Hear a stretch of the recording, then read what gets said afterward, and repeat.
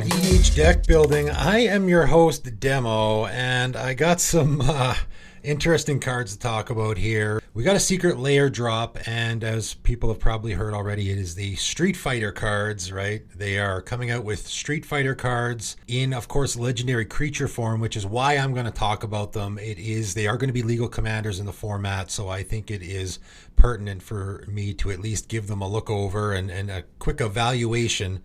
And of course, I'm very familiar with all of the characters. I remember playing the arcade when I was a kid, when it was first it was a real phenomenon when it first came out. So I am very familiar with all of the characters. So let's start out with EHonda Sumo Champion. And I love how they have him smashing a car there. If anyone remembers from the game, you had a bonus round where you could smash a car, and the more you smashed it, I think the more points you would get. And of course, EHonda does his famous slapping sort of 100-hand slap or whatever. So EHonda is a 4 white human warrior 07, which is really interesting.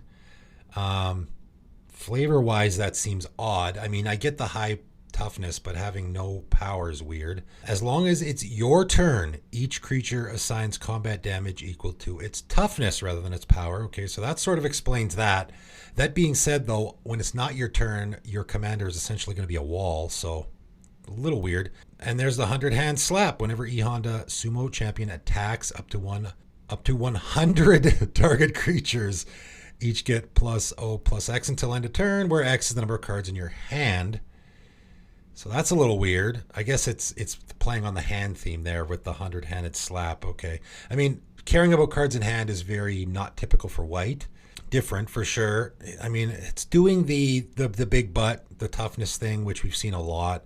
It's doing it in mono white. Don't suspect this will be a very popular command. I mean, none of these will be very popular because they are secret layer drops. So I don't know. I mean, I remember the Walking Dead ones that came out that a lot of people made a lot of stink about, probably rightfully so, right? I was one of the people that wasn't a big fan. The Walking Dead ones I haven't seen at all, not once. I have not once seen out there in the wild playing with people. I have not seen a Walking Dead commander yet. The Stranger Things ones as well, never seen them myself. So how often are we going to see these? I don't know. Even if we do, this is probably going to be one of the least popular of the bunch, I imagine. Next up, though, we got Ryu, World Warrior. 2 and a white human warrior, 2/4. Has training. And of course, we just saw that recently in Innistrad. That ability came out. Whenever this creature attacks with another creature with greater power, put a +1/+1 counter on this creature. So don't know how often you're going to be using that. Whenever you attack with this, if there's a bigger creature attacking, you get a counter on your commander. Has Hadouken, 4 and a red. So this is a Boros commander. And has the untap symbol. That's very interesting. So untap, discard a card. Ryu, World Warrior, deals damage equal to its power to any target. So of course that's the Hadouken or Hadouken. I always thought he said Hadouken when you're playing the game. That's what it sounds like anyway. If excess damage was dealt to a creature this way, draw a card. That's interesting. So you're going to want to attack because, of course, the untap symbol, your creature has to be tapped in order to use it. So you're probably going to want to attack. Then you use the Hadouken, right? Not bad. I mean, finding a creature, it's going to deal damage equal to its power to any target. So it's going to be at least 2. So if you can find a 1 toughness creature, you'll get to draw a card. Pretty good value there. You do have to tap it, though. If I was building this deck, I would certainly put a whole bunch of ways in the deck to tap my commander down so I don't have to attack with it. So, and I don't think that's going to be very hard to do. Moving on, though, to Ken, Burning Brawler. And, of course, Ken is going to be red, but, Ken and Ryu are sort of the mirror image of each other, maybe. I don't know if they're definitely very similar. And you can see it with the cards, of course, because this is red, but has the white pip. So it's, again, Boros, but more red. 1 red human warrior and is a 4/2 rather than a 2/4. So again, sort of that mirror image thing. Has prowess instead of the training. And you can pay a Boros pip, and Ken gains first strike until end of turn. Okay, that's not bad for a 4/2 creature. And has Shuriken. When Ken deals combat damage, you may cast a sorcery spell from your hand with mana value less than or equal to that damage without paying its mana cost. Wow. That's pretty good. And that's any combat damage. That's to a creature as well. So the first strike is definitely going to play a part there, I think, so that your commander's not dying. So even dealing combat damage to anything, you know, blocking, attacking, doesn't matter what it is, just dealing combat damage of any kind, you can cast a sorcery spell. So 4 or less, unless you obviously bump its power, and then it's going to be a little bit more. So I would probably fill this deck with a lot of sorceries with mana value 4 or less, obviously, I think, right? Not bad. But moving on to Blanca, Ferocious Friend. Ferocious Friend? Is that a typo? Ferocious, shouldn't it be Ferocious Fiend, maybe? I don't know. Anyway, Ferocious Friend, okay. Anyway, 3 red and a green, Human Beast Warrior. 5/5 with haste. Rolling attack, so that, of course, is mimicking the sort of barrel roll attack that he has in the game. Blanca, Ferocious Friend, has trample as long as you've cast 3 or more spells this turn. That's interesting. Wow. That's a very... As long as you've cast 3 or more spells, boy, I can't imagine you're going to be doing that very often. That's a weird one. It seems like all of these have an ability that is just very fringe and you're not going to be using it a lot maybe, or it's very underpowered.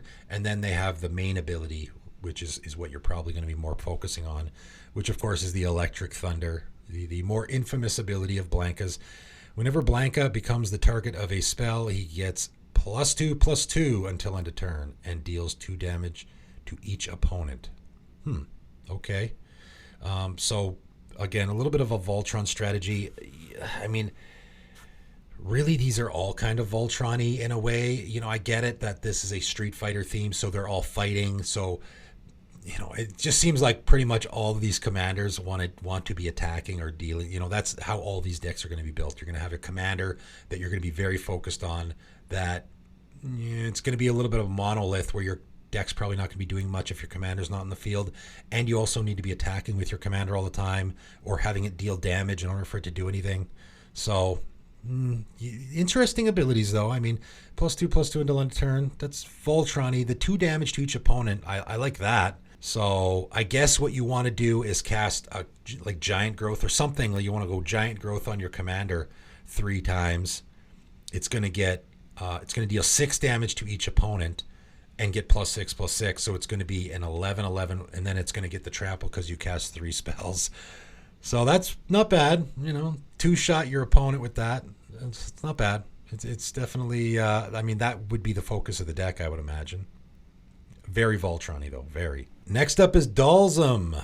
Pliable Pacifist. 2 white and a green human monk. 1/3. Has reach. That makes sense. I like the monk. Very good flavor there. And I like the reach. Really good. I like the flavor. The flavor on most of these is pretty good. Has teleport. Dualism has hexproof unless it's attacking. Sure, that's not bad. It's nice to have the hexproof there for when you play your commander. You don't have to worry about getting removed right away. Whenever a creature you control with reach attacks. Oh, wow, that's interesting. Untap it, and it can't be blocked by creatures with greater power this combat. Wow, that's very interesting. So, reach tribal. There's something you don't see every day. Whenever a creature you control with reach attacks, yeah, you untap it, so it gives pseudo vigilance, and it can't. I mean, it's not even really pseudo vigilance; it's actual vigilance because you're going to untap it, right? And it can't be blocked with greater power this combat. That's really good. And most creatures with reach have big butts, low power and high toughness. It's very common anyway, like the spiders, for example. So that's going to be a really good fit there because it can't be blocked by creatures with greater power. That's going to be a really good fit. In fact, you might even want to throw EHonda in this deck because your creatures might have big butts, right? Also, the Fierce Punch. Whenever 1 or more creatures you control deals combat damage to a player, draw a card. Okay, so pretty obvious build around there. It's weird. This is the one, and I guess he's a pacifist. This is the one that is sort of the opposite, where you don't want to be attacking with it because you want those static abilities. You want your commander to not attack, then it has hexproof, and it's just going to sit there and not get killed. And your other creatures are going to be attacking, right? You're going to be throwing them at your opponents. They're going to want to have reach. They'll have vigilance, so you can save them as blockers. This is a pretty good one. This is a really easy build around too, and you got the draw card there on your commander as well.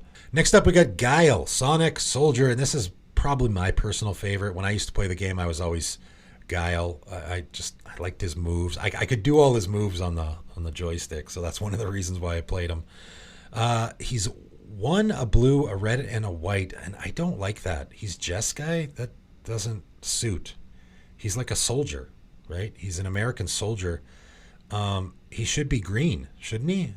He should be Naya color. I mean, he's maybe Boros, because human soldiers are very typical in Boros, but not blue. Blue seems very weird here. I would think Naya would make more sense. Red, white, and green. I guess red, white, and blue because America is red, white, and blue. I mean, I get that, but like flavor wise, maybe that's good. But, thematically, like in the actual, aspects of the game, mechanically speaking, blue does not, the color of blue does not fit with what Guile's doing. So I don't like that he's blue, really.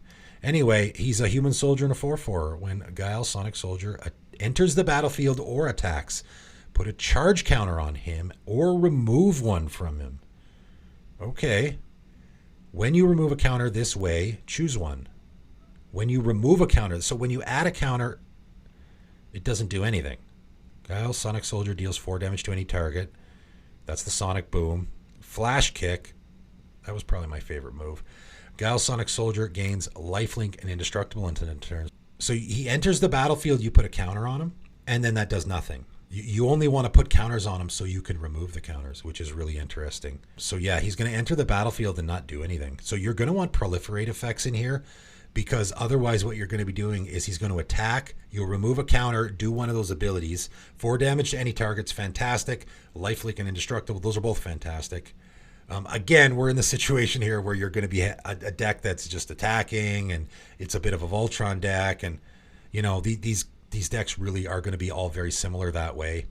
Even though the abilities are different and the colors are different, they're all just going to be, I'm attacking with my commander a lot probably. But what you want to do, because you're going to be removing the counter that you just put on, then the next time you're going to have to put a charge counter on it. So it's not going to do anything, right? Because you're not going to be able to remove one. So you're going to need proliferate effects in here for sure, because you're going to want him to enter the battlefield, and then you're not going to want to, you're just going to want to remove counters from then on in, right? So you're going to want to, you're going to want to proliferate as much as possible. There's also stuff that puts charge counters are very popular. You could even go a charge counter theme here with this, which would be interesting. So you could definitely go a charge counter theme here. I think it just in general, and have other ways of putting charge counters on your commander, which would be interesting, because you probably want to be using those abilities as much as possible, especially throwing 4 damage around. That's pretty darn good. Yeah, this is an interesting one. Really interesting. This is the one that I think you probably could go a couple different directions with, which I like. You don't need to attack with your commander, but you probably will be. But moving on to Zangief, the Red Cyclone. And of course, he's wrestling a bear. 2 black, red, green. So he's a Jun commander. I guess that makes sense. Human Warrior 7/4. That's pretty good. And of course, 7 is that magic number where you only have to connect 3 times to do lethal commander damage. Zangief, the Red Cyclone, must be blocked if able. Okay, that's very interesting. You could build around that for sure. As long as it's your turn, Zangief has indestructible. Okay, so that's very reminiscent of Zergo Helm Smasher. Very reminiscent. In fact, Zergo's a 7. I think Zergo's a 7/2. So the toughness is going to not matter so much here, right? Because obviously your commander getting blocked, it's indestructible. You don't care about taking damage. You can just throw caution to the wind here with your commander when it's your turn and you're attacking. And again, you're in a theme here where you're attacking with your commander all the time. Obviously, that's a common thread here. A spinning pile driver. Whenever Zangief deals damage to a creature, if that creature was dealt excess damage this turn, that creature's controller sacrifices a non-creature, non-land permanent. That's very interesting. So deals damage to a creature, and of course it has to be blocked. So you attack a player who has a blocker. They have to block, and you want it to have obviously less than 7 toughness so that you're going to deal excess damage, and then that creature's controller sacrifices a non-creature, non-land permanent. So you can't make them sacrifice their whole board. they'll only be sacrificing artifacts, enchantments, or planeswalkers. That's still really good. So, I mean, likely they'll be sacrificing an artifact or an enchantment whenever you attack, which is pretty good. They won't ever have to sacrifice their creatures or lands. So it's not like you're going to completely blow them out with this, but it's a very usable ability. I think I probably want to do a trample theme here, right? You want to be able to get in for damage as well. I mean, this is really a Voltron one. This is probably the most Voltron of all the commanders in this secret lair, because you really want to get his power really, really high and probably give him trample. You still want to deal excess damage. So what you do is, say you get up to like a 10 power, they block with a 2/2, you're going to deal 3 damage, right? Because when you assign combat damage, you can assign as much damage as you want to that creature. So you can assign 3 damage to the creature, you're going to still trample over for 7 damage. So you deal 7 damage to the opponent, because you obviously want to be ending the game somehow, and you're going to do that probably through commander damage. And then also you kill their creature, and then also you get your spinning pile driver. So they have to sacrifice an artifact or enchantment. Pretty good, but definitely a Voltron theme here. No question about that. And finally today, ChunLi, Countless Kicks. And this is the one that I think is the most interesting of all of them, that you really could go. And I think this is probably the one that's going to get the most buzz, the most attention, will be the most popular one from this group. 1 white and a blue human soldier 3/3. Should she be a soldier? That's kind of weird. Shouldn't she be like a monk? I think monk makes more sense. Maybe there's a reason why it's a soldier. Multi-kicker is 1 Azorius hybrid mana. Okay, that's very interesting, right? When ChunLi enters the battlefield, exile up to X target instant cards from your graveyard. X is the number of times ChunLi was kicked. And of course has multi-kicker, so you can do it as many times as you want. Put a kick counter on each of them. Lightning kick. Whenever ChunLi attacks, copy each exiled card you own with a kick counter on it. You may cast the copies. Wow, that's really good. And of course, because there are kick counters on them, it doesn't matter if you can blink here, right? You can do you can't blink because you can't pay the multi-kicker, but if you've already kicked a bunch of spells, I'm using kick in a couple different ways here. If you've exiled those spells with kick counters on them, they always have kick counters on them, right? So if your commander leaves play, if she dies, she'll still see the exiled instant cards with kick counters on them. So that's really good, right? They don't disappear when she goes away. So the more you keep doing this over and over and over again. So you don't want to blink here. What you want to do is you want to return your commander to your hand, probably. So obviously you're going to want a ton of instants in this deck. You're going to want to fill your graveyard with instants. Probably you might even want to mill yourself to fill your graveyard as fast as you can. So you can get at least 2 or 3 every time you cast your commander. So yeah, you probably want to bounce your commander to your hand so that you can recast it and multi-kick it some more. Exile something like exile Swords to Plowshares, or whatever, a disenchant, whatever the case may be. So that now anytime your commander, and again, we do have the attack thing, really hard to get away from that. You're going to have to be attacking with this, but you're going to copy each exiled card you own with a kick counter on it. So now I attack, I can sword something, I can disenchant something every time I attack. Man, that's really, really good. That's a fantastic ability and very easy to build around. Obviously, any instant card in white and blue is going to be great here. Not counter spells, obviously, but anything like removal, especially. I think card draw, any instant speed card draw is going to be great. Definitely a very build-aroundable commander. This would be, if I was to go after any of the commanders in this, and I'm not going to, but if I were to do that, ChunLi is definitely one that you could do a lot of different things with, for sure. Very powerful ability. And again, the fact that she's only looking at cards exiled with kick counters on them means that everything that you've exiled for the entire game, right? Very similar to a Marisol deck, for example, right? That is putting, I think, cage counters on stuff, right? It's already, no matter how many times your commander leaves the battlefield, all the cards you've exiled for the entire game with those counters on them, it will continue to see. So no matter how many times your ChunLi leaves the battlefield, it's always going to be looking for those cards with kick counters on them, which is really, really good. So pretty great commander. But that is it for today. Just thought I would talk about these. I'm sure they're getting some discussion and some buzz. I've seen a little bit about them. Talked about it on my Discord with some of my patrons. And I thought, why not make a video and throw it on the channel just discussing them. How impactful are they going to be? I don't know. Like I said, I haven't really seen the Stranger Things or the Walking Dead ones. I haven't seen at all in the wild. So I don't know how many people actually have decks out there, or how many people are going to build decks with these commanders. I guess only time will tell. But that is it for today, and thanks for tuning in.